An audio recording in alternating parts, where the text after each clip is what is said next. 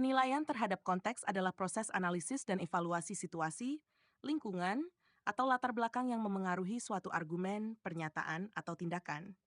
Ini melibatkan pemahaman berbagai faktor yang dapat memengaruhi interpretasi dan penerimaan informasi.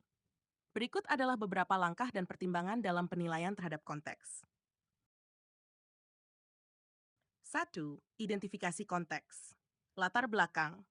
Menyusun informasi latar belakang yang relevan, seperti sejarah, budaya, atau situasi politik yang dapat memengaruhi pemahaman. Situasi saat ini. Menganalisis keadaan terkini yang relevan dengan topik, seperti tren sosial, ekonomi, atau teknologi. 2. Analisis audience. Mempertimbangkan siapa audiens yang terlibat, termasuk demografi, pengalaman, dan pengetahuan yang dimiliki. Kepentingan dan bias audiens, menganalisis potensi kepentingan dan bias yang mungkin memengaruhi cara audiens menerima informasi. 3.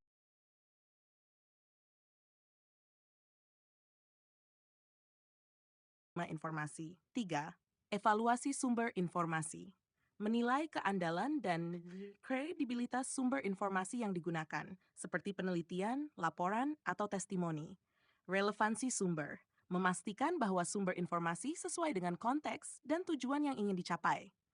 Pertimbangan budaya, norma dan nilai budaya.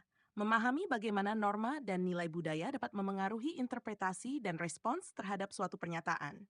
Isu sosial dan politik, menganalisis isu-isu sosial dan politik yang dapat memengaruhi perspektif dan respons audiens. 5. 5. Penilaian dampak dan implikasi. Dampak potensial. Menganalisis dampak yang mungkin ditimbulkan oleh argumen atau pernyataan dalam konteks sosial, ekonomi, atau politik. Implikasi jangka panjang. Menilai implikasi jangka panjang dari keputusan atau tindakan yang diambil berdasarkan argumen tersebut.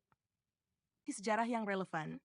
Mempertimbangkan bagaimana sejarah terkait dengan topik dapat memengaruhi interpretasi dan pemahaman saat ini. Perubahan seiring waktu. Menganalisis bagaimana perubahan dalam konteks sejarah memengaruhi perspektif saat ini. 7. 7. Evaluasi kesesuaian. Kesesuaian dengan tujuan.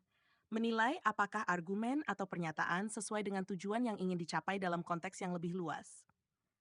Koherensi dengan konteks. Menganalisis sejauh mana argumen atau pernyataan koheren dengan konteks yang ada.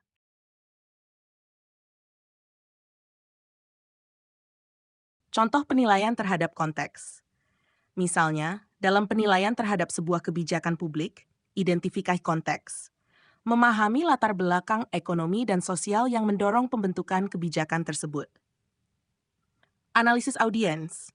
Menganalisis siapa yang paling terpengaruh oleh kebijakan dan bagaimana pandangan terhadap isu tersebut.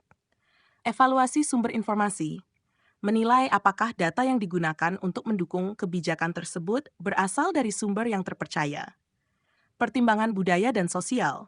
Menghargai bagaimana nilai-nilai budaya tertentu dapat memengaruhi penerimaan kebijakan di masyarakat.